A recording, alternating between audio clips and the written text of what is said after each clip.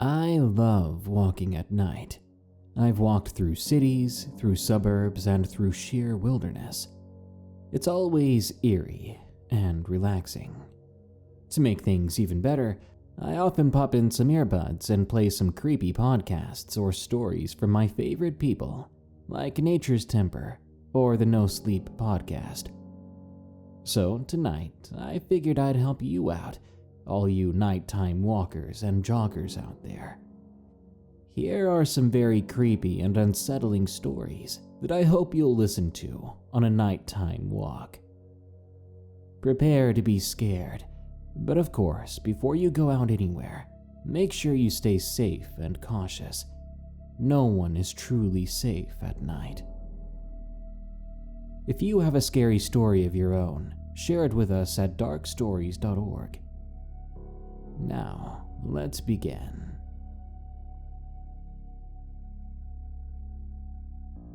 It's Watching Me, from Ruby 101. I live in a quaint little town in New York called the town of Florida. There's not much to do around here and definitely not a lot of people. Just so you can get an idea of how small it really is, we don't even have a movie theater. I grew up here most of my life and feel pretty comfortable walking around alone any time of day because before this, nothing terrifying or worrisome has ever happened. That mindset would soon change. It was my first summer at the new house my family had moved to. The house is a tall brick and wood house that rests on top of a hill at the edge of the woods. At the back of the house, we have a large backyard, surrounded by that thick forest that even covers the sides of our house. My brother and I always played in the back because of all the cool things we'd find while exploring out there. We once found an old hippie camp far back in the woods. One day, my brother and I had gone out to play a little later than usual. We went out when the sun was beginning to fall behind the trees and the night was creeping around the corner. We didn't mind this. We ran out and grabbed the longest sticks we could find and began having a fake sword fight. This was probably because before we went outside, we were watching the first Pirates of the Caribbean movie. And that was also the reason we'd gone out so late. As we were playing, I got the most strange feeling about me, like someone was watching me. The feeling was so intense it was like someone or something's gaze was strong and piercing right through me. This caused me to pause and look around for a while. Eventually, my brother hit me in the shoulder with his stick by accident, causing me to snap out of it. I winced in pain a little, grabbing my shoulder.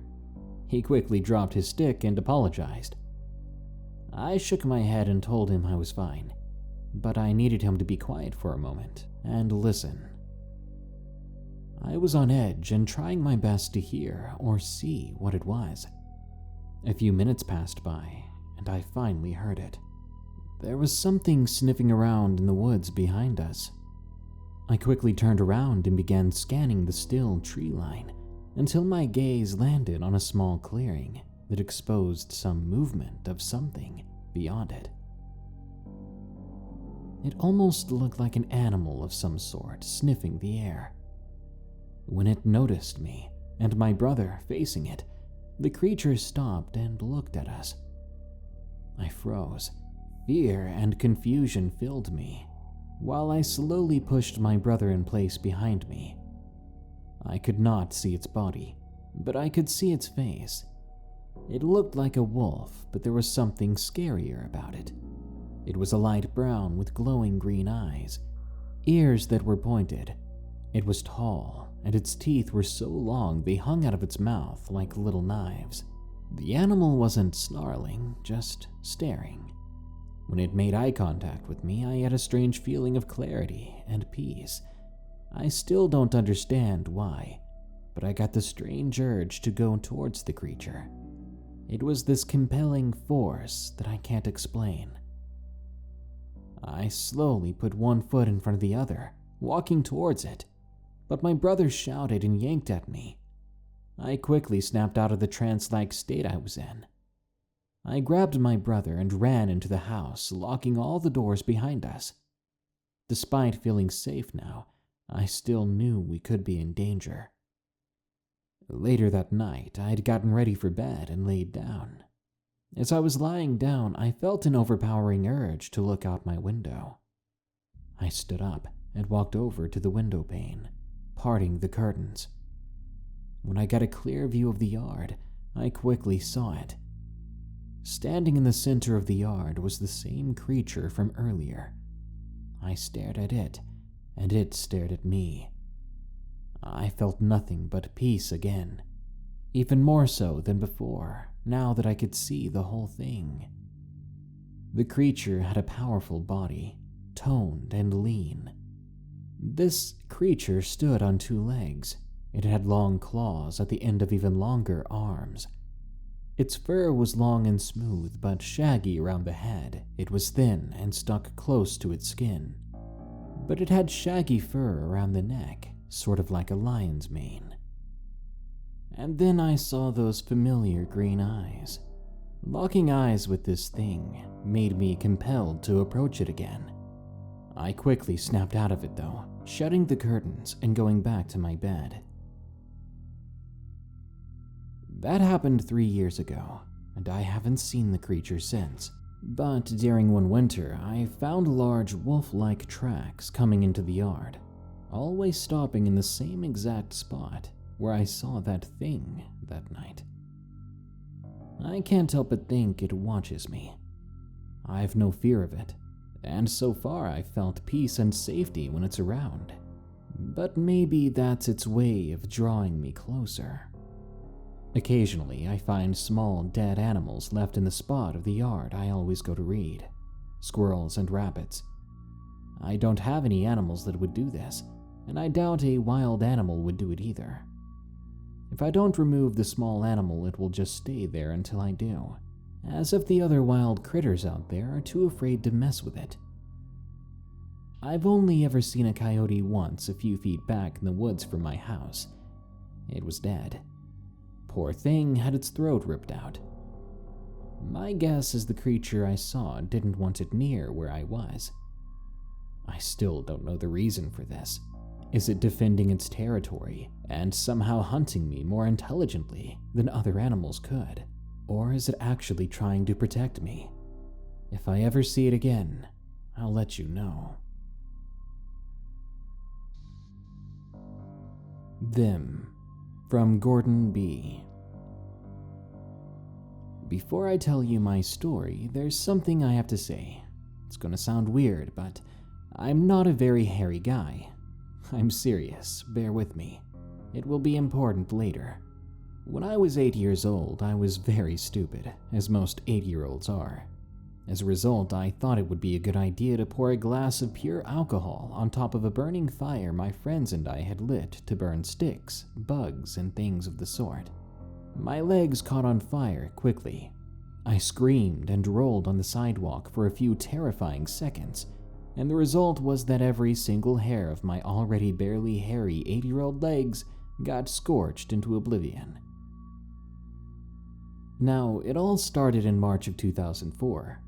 I was 18 years old and had just finished high school.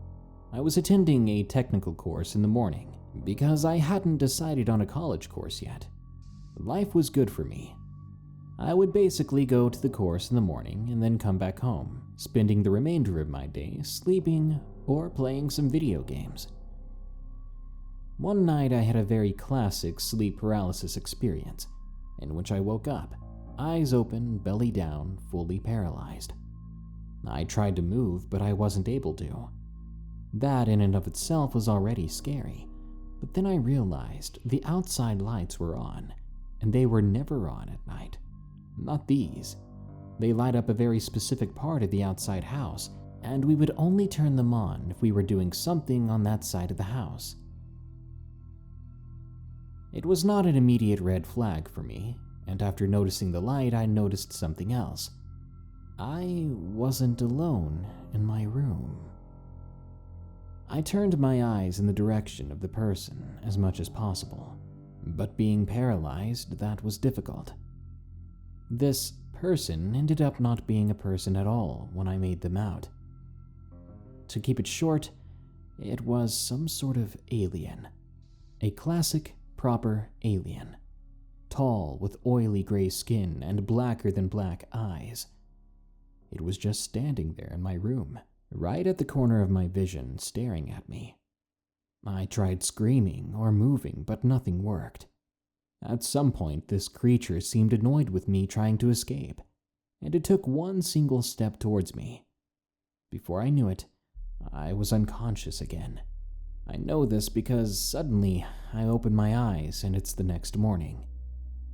I felt horrible. I hate having nightmares, but that was it for me. I thought it was just a bad dream. I soon forgot all about it in the following days. A week or so passed by since my experience, when one night, it happened again. It was a little different this time. I woke up in the middle of the night, belly down, eyes open. My body was very heavy and stiff, and this time it was even harder to move. I noticed I had the movement of my right hand and forearm alone. My neck was okay too, so I was able to slowly turn my head to the place the alien had been standing last week. The lights were off, the ones from the outside, and the creature wasn't there. I breathed with relief and I moved my head around, checking out as much of my surroundings as possible. I noticed something was attached to my right wrist. Do you know those stethoscopes doctors use? Well, it was kind of like that, but the twin parts that go to the ears were on either side of my wrist, and they were chromed, connected by a chromed cable to a chromed device that was on the foot of my bed. It looked similar to a DVD player. It had some blue lights on and was humming lightly. Just outside my door, poking its little head through and grasping the door from the other side, I saw it looking into my room. An alien, the same race as the other, but way bigger. And yet somehow, this one felt less scary, less hostile. I didn't want to have this kind of dream again. I felt mad at this thing, and I wanted to wake up and make everything stop. Out of nowhere, I had an idea. The TV remote was right next to my hand, so I grabbed it and had this quick conversation with myself in my head. I'm gonna touch my face with the remote. If I feel the cool of the plastic, I'm awake, because we can't feel things in dreams, at least not accurately. And so I did this, and I felt it perfectly. The coolness of it, the texture of coarse plastic. That's when I got desperate. I tried to scream and kick. The big alien soon looked annoyed, like the smaller one before it, and walked inside the room. Its gigantic body passing through the doorway was the last thing I remembered. And so I was awake again. It was morning. I felt more anxious about the whole thing this time. I'd proven to myself that the whole experience may not be a dream. I told some guys at the course I was at about it. I even jokingly told them, if I disappear or something, you guys know what's up.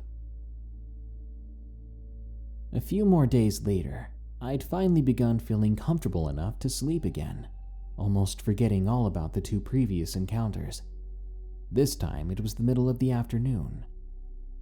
My mom had gone somewhere, and I had told her, be sure to lock the door and take the keys, 'cause I'm gonna take a nap. Then I did just that. While sleeping, I woke up. This time I was belly up and my eyes were closed, and I could not seem to open them. I could hear shuffling around my bed, and then something I can only describe as an alien language. Now let me just tell you something I forgot to mention. I'm a big guy, about 185 centimeters tall, and I weigh 150 kilos today, but back then I must have been around 130. Also, I hate to have covers tucked under my feet. I've always hated it. It feels terrible. So back to my experience. I could feel hands grabbing at my wrists and ankles, hands that were terribly strong. They felt pretty much human from what I could feel. Soft and warm, but much bigger, much stronger.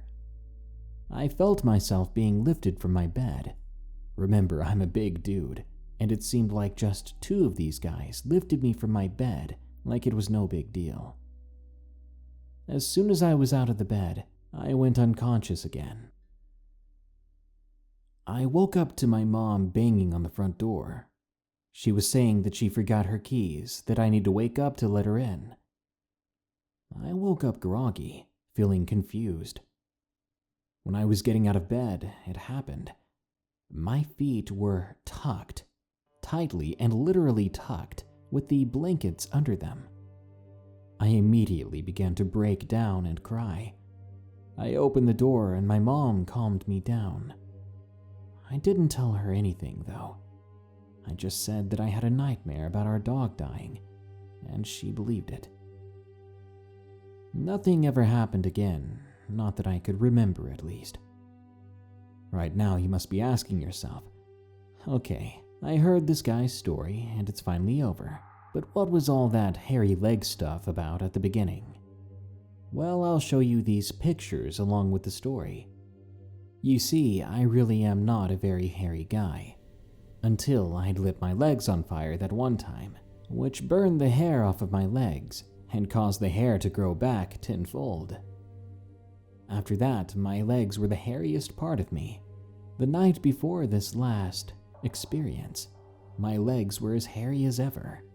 But the very morning I woke up, my legs were bare of hair at all. And to this day, hair doesn't grow on them like it used to. There might be a stray hair here and there, but they're practically bald. Believe what you will, that's your prerogative. I just wish I didn't believe it myself. It walks on two legs. From Lucid Dreams 18. I live in a tiny little town in South Dakota, where nothing ever happens. I can't tell you how many times I've wished for something, anything interesting to go on. And now I think I just might be starting to get what I've been asking for. In the past few months, snow has been falling.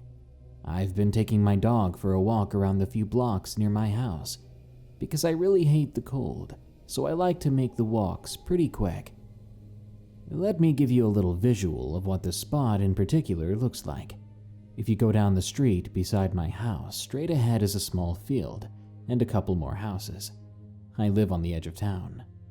And when you turn down the road to your left, there are more houses right in front of an even larger field, which never really seems to have much growing in it.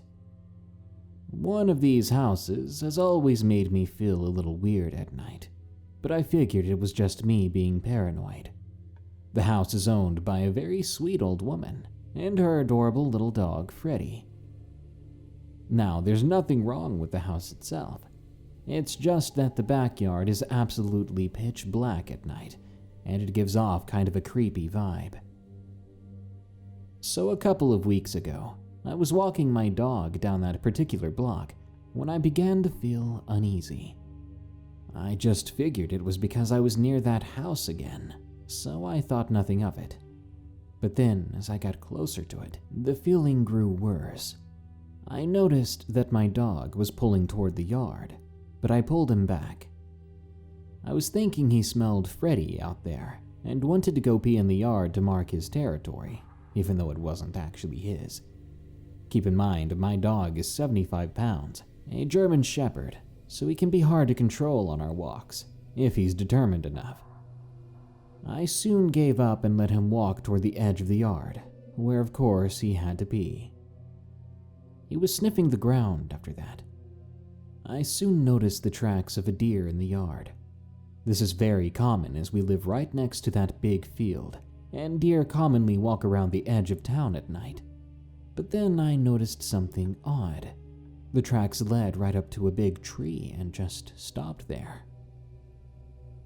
I leaned to look around the tree to see if the tracks continued around it, but they simply stopped at the base of the tree. I was getting freaked out, especially when my dog began sniffing around the tracks. I forced him to keep walking, and we went on our way. A couple of days later, we walked past this house again, and since it was during the day, I saw the tracks more clearly now. There were only two sides to the tracks, so either that deer was walking in a very straight line or it was on two legs. I noped out of there pretty fast, and I didn't go by there at night until just a couple of days ago. I'd kind of forgotten about the incident. I was walking down the road when my dog began to stare at the field to our left. He wasn't being aggressive, just curious, but I could tell he was also on edge. I thought it may have been a deer or maybe a coyote, but he soon let it be and kept walking. But then we approached that house again. My dog stopped dead in his tracks and started staring at the house. I stopped and looked at where he was looking. I didn't see anything. Then I looked toward the tracks again.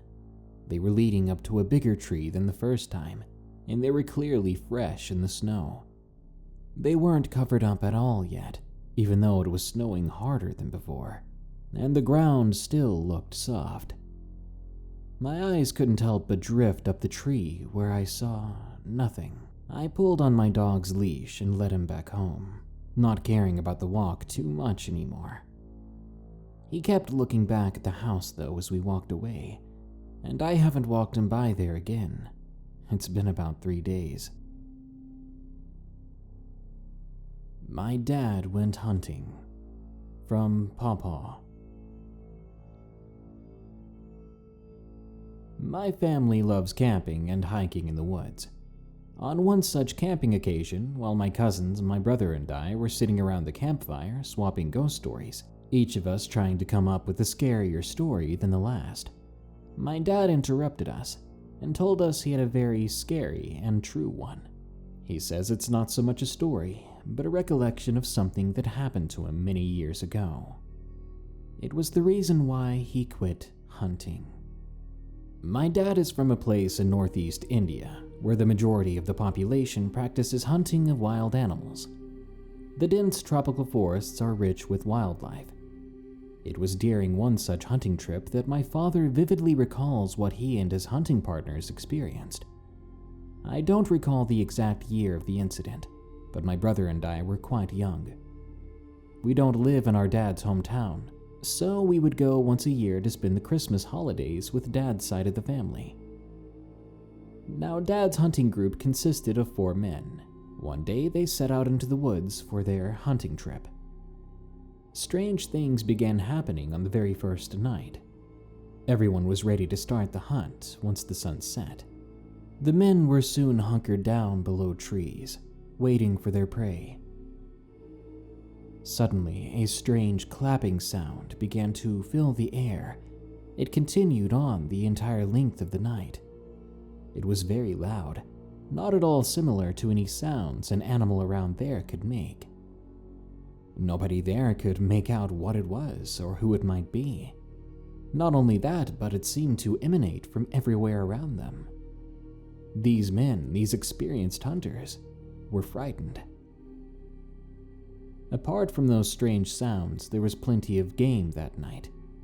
Dad says they managed to shoot quite a number of deer. However, the scary thing was that none of the deer that they shot seemed to fall. Deer would pass by in plain sight, and he would take the shot, confident that he hit the target. But when he'd go to check it out, he would come up empty-handed. There wouldn't even be a trail of blood. This was frustrating and freaky. So despite having plenty to shoot, they didn't get anything. They set out early into the forest the following day to try their luck again. Once more, they came up empty-handed. They even got lost trying to find camp. They seemed to be moving in circles, and they wound up in the same spot on several occasions. Dad says one entire day was wasted. lost trying to find camp again. It took them hours, but ultimately they managed to find their way back to where they pitched their tents. While they sat around the campfire, exhausted and losing their optimism, one of the men, A, began to count the other members around him. He kept counting everyone except himself, saying, "There's B, there's C, there's D here tonight. We're all together, 3 people here." Every time he'd count, he'd leave himself out. He then spoke to my father, saying very weird things. A was not acting like himself. Dad admitted that A's behavior was quite strange, but he tried not to look too much into it. The next day, they set out very early in different directions to try and cover more ground. Dad said that while he sat and waited, he suddenly heard a very loud scream. He knew immediately that something was wrong, so he hurried toward the location in which he thought the sound came from. As he ran, he saw someone approaching him. It was B, the most experienced hunter of the group. But he was crying and shaking. He kept saying, "I've killed him. I killed A." Dad tried to calm him down so he could make sense of the situation, but the man was hysterical. Only a hard slap across B's face brought him to his senses. Once B was a bit calm, Dad asked him what had happened.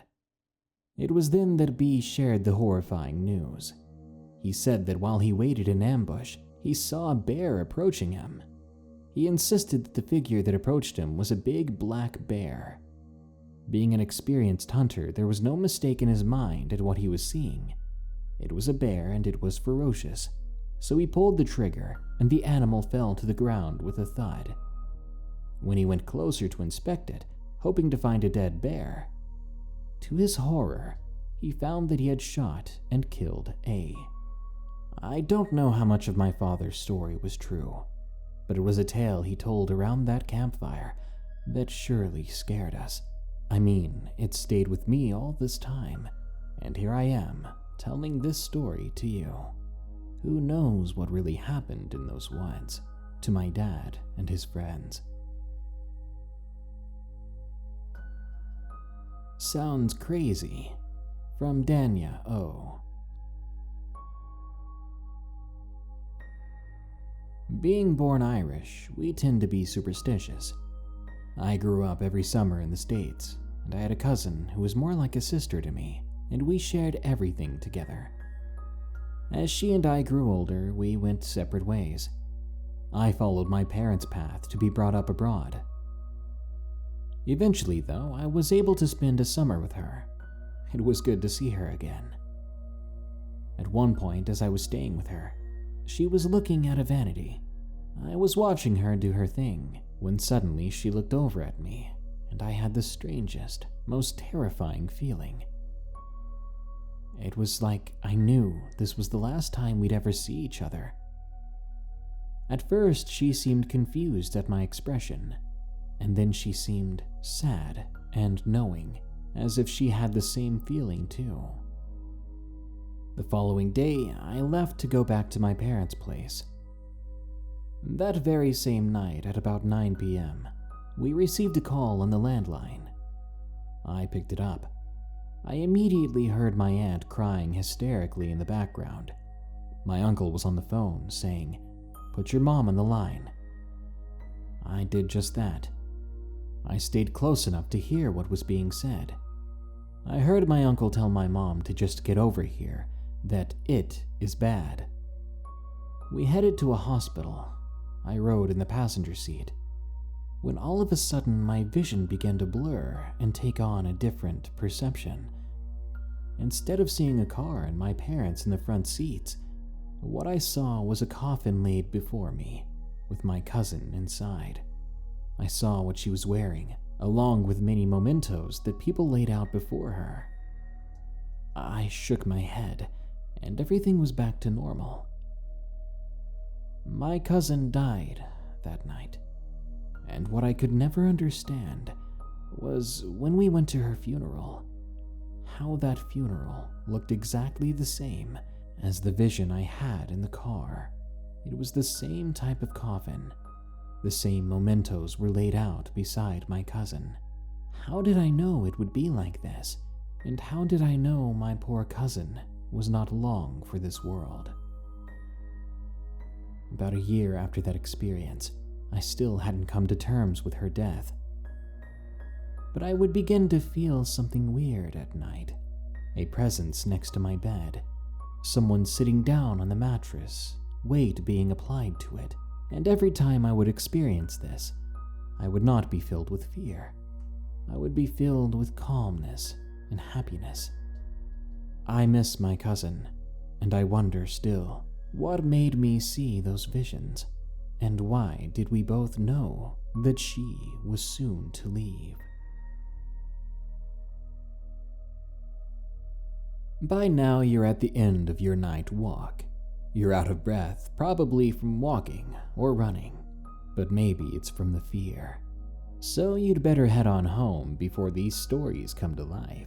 What's the point of getting in shape if something tears your body apart? Good night. If you enjoyed this episode of Darkness Prevails, be sure to like, share, comment, and subscribe. If you want to share your story with us, send it over to darknessprevails.org/submit or at darkstories.org. Also, check the links below for a link to my Patreon and a link to my merch store. Now, as usual, here are my 5 favorite early comments from the previous episode, titled 5 Scary Stories to Fall Asleep To. Jeffrey LaPlante says, "That last one made me sleepy. Couldn't keep listening without falling asleep so fast." Well, mission accomplished with that one then, but you better finish it. Alex1172 says, "I'll keep my crossbow close to me tonight."